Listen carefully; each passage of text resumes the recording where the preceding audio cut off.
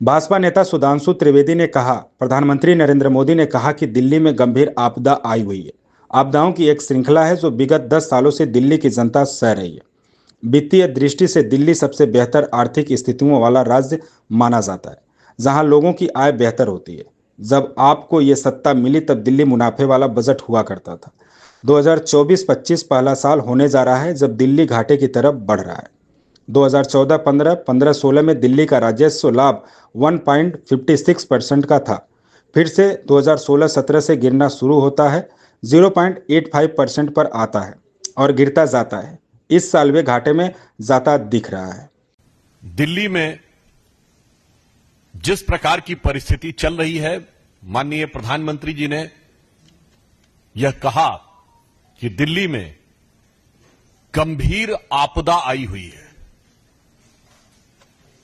आपदाओं की तो एक श्रृंखला है जो विगत 10 वर्षों से दिल्ली की जनता सह रही है, परंतु आज हम एक गंभीर विषय के ऊपर, मैं आपसे कहना चाहता हूं कि एक अत्यंत गंभीर विषय के ऊपर हम अपना पक्ष रखेंगे और प्रतिदिन एक आपदा के बारे में बताएंगे।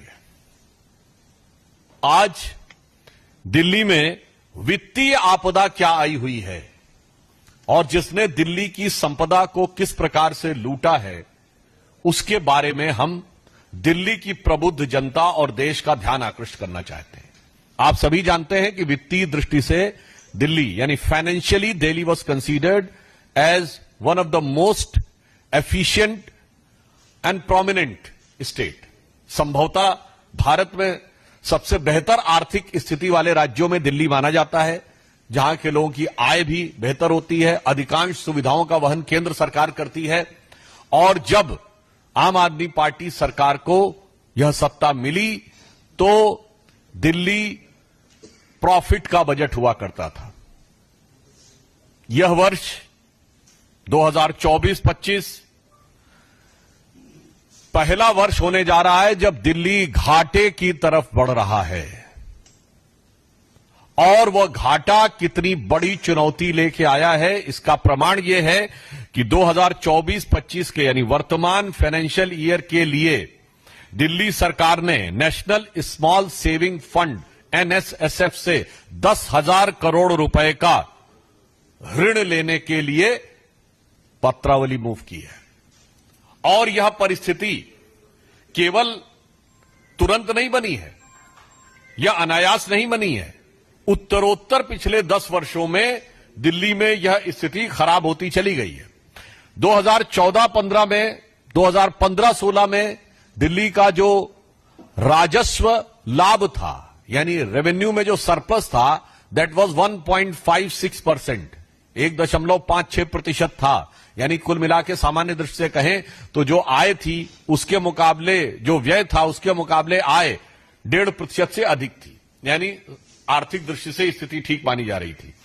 फिर वो गिरना शुरू होता है, 2016-17 में 0.85 पे आता है, फिर 0.72 पे आता है, एक बार उठ के 0.95 पहुंचता है, और 2020-21 में वो 0.19% पे आ जाता है, फिर 0.3 पे आता है, और इस साल वो निगेटिव में जाता हुआ दिखाई पड़ रहा है। अर्थात ये जो दिल्ली में घाटा उपस्थित हो गया है, ये कोई अनायास अचानक किसी परिस्थिति के कारण नहीं हुआ है। ये आंकड़े बता रहे हैं कि 10 साल निरंतर नीचे जाते जाते जाते जाते ये आज घाटे की तरफ आगे बढ़ गए। और जो नेशनल स्मॉल सेविंग फंड्स है एनएसएसएफ, उससे जो इन्होंने 10,000 करोड़ की इस बार ऋण लेने के लिए आवेदन दिया है, वो भी ऐसे नहीं है। 2016-17 में इन्होंने 2,896 करोड़ रुपए का लिया, फिर वो अमाउंट बढ़ते बढ़ते ऐसा हुआ कि विगत 3 वर्षों में 11,000 करोड़ रुपए लिए, और अभी इस एक अकेले साल में 10,000 करोड़ रुपए का डेट लेने के लिए आवेदन दिया है।